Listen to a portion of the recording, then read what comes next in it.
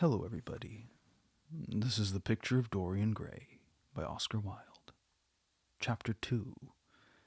As they entered, they saw Dorian Gray. He was seated at the piano with his back to them, turning over the pages of a volume of Schumann's Forest Scenes. "You must lend me these, Basil," he cried. "I want to learn them. They're perfectly charming." "Well, that entirely depends on how you sit today, Dorian." "Oh, I'm tired of sitting, and I don't want a life-size portrait of myself," answered the lad, swinging round on the music stool in a wilful, petulant manner.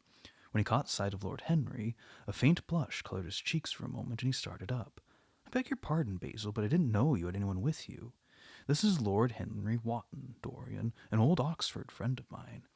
I've just been telling him what a capital sitter you were, and now you've spoiled everything." "You've not spoiled my pleasure in meeting you, Mr. Gray," said Lord Henry, stepping forward and extending his hand. "My aunt has often spoke to me about you. You are one of her favorites, and I'm afraid one of her victims also." "I am in Lady Agatha's black boots at present," answered Dorian, with a funny look of penitence. "I promised to go to a club in Whitechapel with her last Tuesday, and I really forgot all about it. We were to have played a duet together. 3 duets, I believe. I don't know what she'll say to me. I'm far too frightened to call. Oh, I'll make your peace with my aunt. She's quite devoted to you, and I don't think it really matters about your not being there. The audience probably thought it was a duet. When Aunt Agatha sits down to a piano, she makes quite enough noise for 2 people." "Well, that's very horrid to her, and not very nice to me," answered Dorian, laughing. Lord Henry looked at him. Yes, he was certainly wonderfully handsome, and his finely curved scarlet lips, his frank blue eyes, his crisp golden hair. There's something in the face that makes one trust him at once. All the candor of youth was there, as well as all youth's passionate purity. One felt that he had kept himself unspotted from the world. No wonder Basil Hallward worshipped him. "You're too charming to go in for philanthropy, Mr. Gray, far too charming." And Lord Henry flung himself down on the divan and opened his cigarette case. The painter had been busy mixing his colors and getting his brushes ready. He was looking worried when he heard Lord Henry's last remark. He glanced at him, hesitated for a moment, and then said, "Harry, I want to finish this picture today. Would you think it awfully rude of me if I asked you to go away?" Lord Henry smiled and looked at Dorian Gray. "Am I to go, Mr. Gray?" he asked. "Oh, please don't, Lord Henry. I see that Basil is one of his sulky moods, and I can't bear him when he sulks. Besides, I want you to tell me why I should not go in for philanthropy." "I don't know what I shall tell you that, Mr. Gray. It is so tedious a subject that one would have to talk seriously about it. But I certainly shall not run away now that you have asked me to stop. You don't really mind, Basil, do you? You've often told me that you liked your sitters to have someone to chat to." Hallward bit his lip. "If Dorian wishes it, of course you must stay. Dorian's whims are laws to everybody, except himself." Lord Henry took up his hat and gloves. "You're very pressing, Basil, but I'm afraid I must go. I've promised to meet a man at Orleans. Goodbye, Mr. Gray. Come and see me some afternoon in Curzon Street. I'm nearly always at home at 5 o'clock. Write to me when you're coming. I should be sorry to miss you." "Basil," cried Dorian Gray, "if Lord Henry Wotton goes, I shall go too. You never open your lips while you're painting, and it is horribly dull standing on a platform and trying to look pleasant. I'll ask him to stay. I insist upon it." "Stay, Harry, to oblige Dorian, and to oblige me," said Hallward, gazing intently at his picture. "It is quite true. I never talk when I'm working, and I never listen either, and it must be dreadfully tedious for my unfortunate sitters. I beg you to stay." "But what about my man at the Orleans?" The painter laughed. "I don't think there will be any difficulty about that. Sit down again, Harry. And now, Dorian, get up on the platform, and don't move about too much, or pay any attention to what Lord Henry says.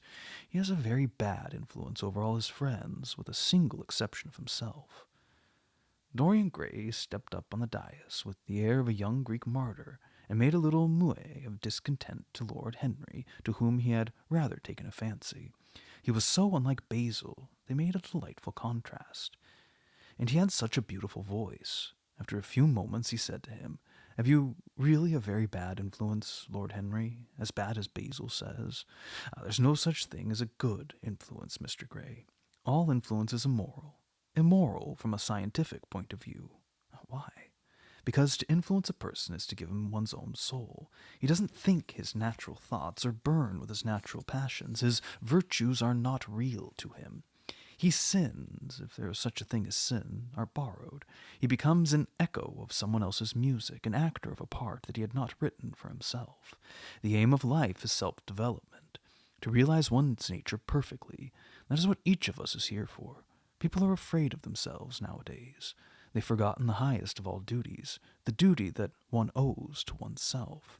Of course they're charitable. They feed the hungry and clothe the beggar. But their own souls starve and are naked. Courage has gone out of our race. Perhaps we never really had it. The terror of society, which is the basis of morals, the terror of God, which is the secret of religion, these are the two things that govern us. And yet, just turn your head a little more to the right, Dorian, like a good boy, said the painter, deep in his work, and conscious only that a look had come into the lad's face that he had never seen before. And yet, continued Lord Henry in his low, musical voice, with that graceful wave of the hand that was always so characteristic of him, that he even had in his Eton days, I believe that if one man were to live out his life fully and completely, were to give form to every feeling, expression, to every thought, reality to every dream, I believe that the world would gain such a fresh impulse of joy that we would forget all the maladies of medievalism and return to the Hellenic ideal, to something finer, richer than the Hellenic ideal, it may be. But the bravest man amongst us is afraid of himself. The mutilation of the savage has its tragic survival in the self-denial that mars our living. We're punished for our refusals. Every impulse that we strive to strangle broods in the mind and poisons us. The body sins once and has done with its sin, for action is a mode of purification. Nothing remains then but the recollection of a pleasure or the luxury of a regret. The only way to get rid of a temptation is to yield to it. Resist it, and your soul grows sick with longing for the things it has forbidden to itself, with desire what its monstrous laws have made monstrous and unlawful. It has been said that the great events of the world take place in the brain. It is in the brain, and the brain only, that the great sin of the world also takes place. You, Mr. Gray, you yourself, with your rose-red youth and your rose-white boyhood, have had passions that have made you afraid, thoughts that have filled you with terror, daydreams and sleeping dreams whose mere memory might stain your cheek with shame. Stop, faltered Dorian Gray. Stop, you bewilder me. I don't know what to say. There's some answer to you, but I can't find it. Oh, don't speak. Let me think, or rather, let me try not to think. For nearly 10 minutes he stood there motionless, with parted lips, his eyes strangely bright. He was dimly conscious that entirely fresh influences were at work within him, and yet they seemed to him to have come really from himself. The few words that Basil's friends had said to him, words spoken by chance, no doubt, and with woeful paradox in them, had touched some secret chord that had never been touched before, but he felt was now vibrating and throbbing to curious pulses. Music had stirred him like that. Music had troubled him many times, but music was not articulate. It was not a new world, but rather another chaos that it created in us. Words, mere words. How terrible they were, how clear and vivid and cruel. One could not escape from them, and yet what a subtle magic there was in them. They seemed to be able to give a plastic form to formless things, and to have a music of their own as sweet as that of viol or of lute. Mere words. Was there anything so real as words? Yes, there had been things in his boyhood that he had not understood. He understood them now. Life suddenly became fiery-colored to him. It seemed to him that he had been walking in fire. Why had he not known it? With this subtle smile, Lord Henry watched him. He knew the precise psychological moment when to say nothing. He felt intensely interested. He was amazed at the sudden impression that his words had produced, and remembering a book that he had read when he was 16, a book which had revealed much to him, much he had not known before, he wondered whether Dorian Gray was passing through a similar experience. He had merely shot an arrow into the air. Had it hit the mark? Oh, how fascinating the lad was. Hallward painted away with that marvelous bold touch of his that had the true refinement and perfect delicacy in an art, at any rate, that comes only from strength. He was unconscious of the silence. "Basil, I'm tired of standing," cried Dorian Gray suddenly. "I must go out and sit in the garden. The air is stifling here. My dear fellow, I'm so sorry, but when I'm painting I can't think of anything else. But you never sat better. You were perfectly still, and I've caught the effect I wanted, the half-parted lips, the bright look in the eyes. I don't know what Harry has been saying to you, but he has certainly made you have the most wonderful expression. I suppose he's been paying you compliments. You mustn't believe a word that he says. He has certainly not been paying me compliments. Perhaps that's the reason that I don't believe anything he's told me. You know you believe it all, said Lord Henry, looking at him with his dreamy, languorous eyes. I will go out to the garden with you. It's horribly hot in the studio.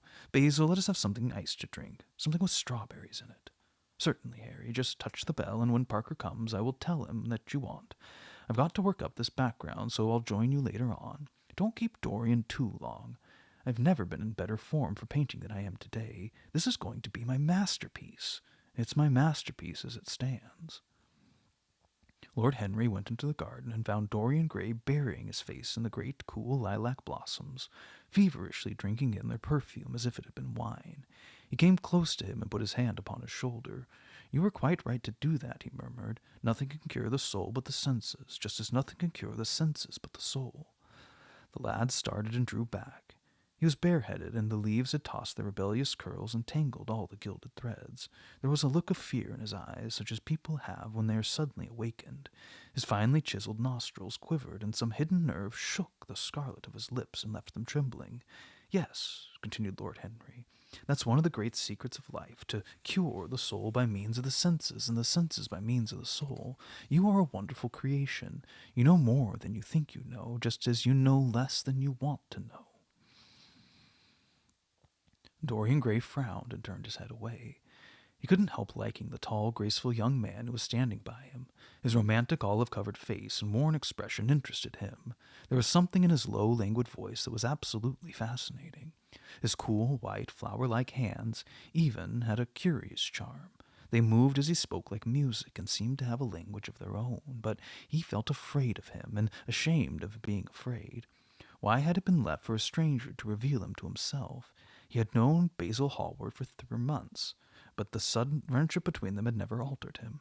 Suddenly there had come someone across his life who seemed to have disclosed to him life's mystery, and yet, what was there to be afraid of? He was not a schoolboy or a girl. It was absurd to be frightened. Let us go and sit in the shade, said Lord Henry.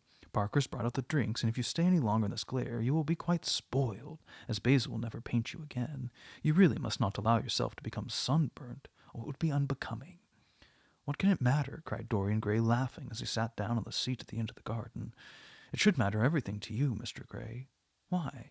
Because you have the most marvelous youth, and youth is the one thing worth having.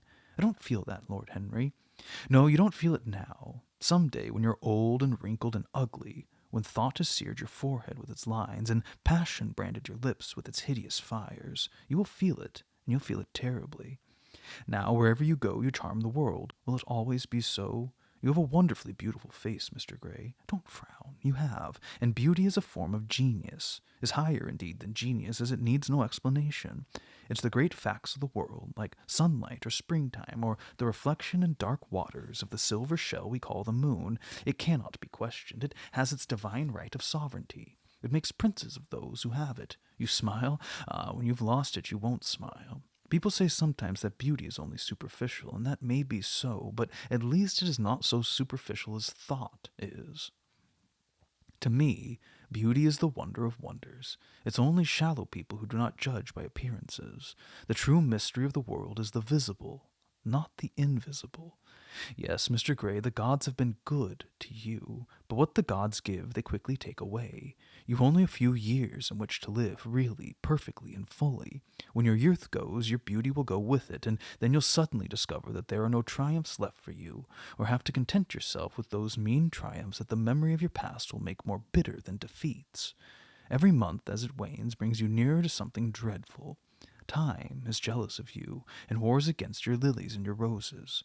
You will become sallow and hollow-cheeked and dull-eyed. You will suffer horribly. I realize your youth while you have it. Don't squander the gold of your days listening to the tedious, trying to improve the hopeless failure, or giving away your life to the ignorant, the common, and the vulgar. These are the sickly aims, the false ideals of our age. Live the wonderful life that is in you. Let nothing be lost upon you. Be always searching for new sensations. Be afraid of nothing. A new hedonism. That's what our century wants. You might be its visible symbol. With your personality, there's nothing you couldn't do. The world belongs to you for a season. The moment I met you, I saw that you were quite unconscious of what you really are, of what you really might be. There was so much in you that charmed me that I felt I must tell you something about yourself. I thought how tragic it would be if you were wasted, for there's such a little time that your youth will last, such a little time. The common hill-flower withers, but they blossom again. The laburnum will be as yellow next June as it is now. In a month there will be purple stars on the clematis, and year after year the green night of its leaves will hold its purple stars. But we never get back our youth. The pulse of joy that beats in us at 20 becomes sluggish. Our limbs fail, our senses rot. We degenerate into hideous puppets, haunted by the memory of the passions of which we were too much afraid, and the exquisite temptations that we had not the courage to yield to. Youth, youth, there is nothing in the world but youth. Dorian Gray listened, open-eyed and wondering. The spray of lilac fell from his hand upon the gravel. A furry bee came and buzzed round it for a moment, then began its scramble all over the oval stellated globe of its tiny blossoms. He watched it with that strange interest in trivial things that we try to develop when things of high import make us afraid, or when we're stirred by some new emotion for which we cannot find expression, or when some thought that terrifies us lays sudden siege to the brain and calls on us to yield. After a time the bee flew away. He saw it creeping into the stained trumpet of a Tyrian convolvulus. The flowers seemed to quiver and then swayed gently to and fro. Suddenly the painter appeared at the door of the studio and made staccato signs for them to come in. They turned to each other and smiled. "I'm waiting," he cried. "Do come in. The light's quite perfect, and you can bring your drinks." They rose up and sauntered down the walk together. Two green and white butterflies fluttered past them, and in the pear tree at the corner of the garden a thrush began to sing. "You're glad to have met me, Mr. Gray," said Lord Harry, looking at him. "Yes, I'm glad now. I wonder, shall I always be glad?" "Always. What a dreadful word. It makes me shudder when I hear it. Women so fond of using it. They spoil every romance by trying to make it last forever. It's a meaningless word, too. The only difference between a caprice and a lifelong passion is that caprice lasts a little longer." As they entered the studio, Dorian Gray put his hand upon Lord Henry's arm. "In that case, let our friendship be a caprice," he murmured, flushing his own boldness, then stepped up on the platform and resumed his pose. Lord Henry flung himself in the large wicker armchair and watched him. The sweep and dash of the brush on the canvas made the only sound that broke the stillness, except when, now and then, Hallward stepped back to look at his work from a distance. In the slanting beams that streamed through the open doorway, the dust danced and was golden. The heavy scent of the roses seemed to brood over everything. After about a quarter of an hour, Hallward stopped painting, looked for a long time at Dorian Gray, and then for a long time at the picture, biting the end of one of his huge brushes and frowning. "It's quite finished," he cried at last, and stooping down he wrote his hand in a long vermilion letters in the left-hand corner of his canvas. Lord Henry came over and examined the picture. It was certainly a wonderful work of art, and wonderful likeness as well. "My dear fellow, I congratulate you most warmly," he said. "It's the finest portrait of modern times. Mr. Gray, come over and look at yourself." The lad started as if awakened from some dream. "Is it really finished?" he murmured, stepping down from the platform. "Quite finished," said the painter. "And you have sat splendidly today. I'm awfully obliged to you." "Well, that's entirely due to me," broke in Lord Henry. "Isn't it, Mr. Gray?" Dorian made no answer, but passed listlessly in front of his picture and turned towards it. When he saw it, he drew back, and his cheeks flushed for a moment with pleasure. A look of joy came into his eyes, as if he had recognized himself for the first time. He stood there motionless and in wonder, dimly conscious that Hallward was speaking to him, but not catching the meaning of his words. The sense of his own beauty came on him like a revelation. He had never before felt it. Basil Hallward's compliments had seemed to him to be merely the charming exaggerations of friendship. He had listened to them, laughed at them, forgotten them. They had not influenced his nature. Then had come Lord Henry Wotton, with his strange panegyric of youth, his terrible warning of its brevity. That had stirred him at the time, and now, as he stood gazing at the shadow of his own loveliness, the full reality of the description flashed across him. Yes, there would be a day when his face would be wrinkled and wizen, his eyes dim and colorless, the grace of his figure broken and deformed. The scarlet would pass away from his lips, and the gold steal from his hair. The life that was to make his soul would mar his body. He would become dreadful, hideous, and uncouth. As he thought of it, a sharp pang of pain struck through him like a knife and made each delicate fiber of his nature quiver. His eyes deepened into amethyst, and across them came a mist of tears. He felt as if a hand of ice had been laid upon his heart. "Don't you like it?" cried Hallward at last, stung a little by the lad's silence, not understanding what it meant. "Of course he likes it," said Lord Henry. "Why wouldn't he like it? It's one of the greatest things in modern art. I'll give you anything you like to ask for it. I must have it." "Well, it's not my property, Harry." "Whose property is it?" "Well, Dorian's, of course," answered the painter. "Oh, he's a very lucky fellow." "How sad it is," murmured Dorian Gray, with his eyes still fixed upon his own portrait. "How sad it is I shall grow old and horrible and dreadful. Ah, but this picture will remain always young. It'll never be older than this particular day of June. If it were only the other way, if it were I who was to be always young, and the picture that was to grow old, for that I would give everything. Yes, there's nothing in the whole world I wouldn't give. I would give my soul for that." "You would hardly care for such an arrangement, Basil," cried Lord Henry, laughing. "It would be rather hard lines on your work." "I should object very strongly, Harry," said Hallward. Dorian Gray turned and looked at him. "I believe you would, Basil. You like your art better than your friends. I'm no more to you than a green bronze figure. Hardly as much, I dare say." The painter stared in amazement. It was so unlike Dorian to speak like that. What happened? Oh, he seemed quite angry. His face was flushed and his cheeks burning. "Yes," he continued, "I'm less to you than your ivory Hermes or your silver fawn. You'll always like them. How long will you like me? Till I have the first wrinkle, I suppose. I know now that when one loses one's good looks, whatever they may be, one loses everything. Your pictures taught me that. Lord Henry Wotton was perfectly right. Youth is the only thing worth having. When I find that I am growing old, I shall kill myself." Hallward turned pale and caught his hand.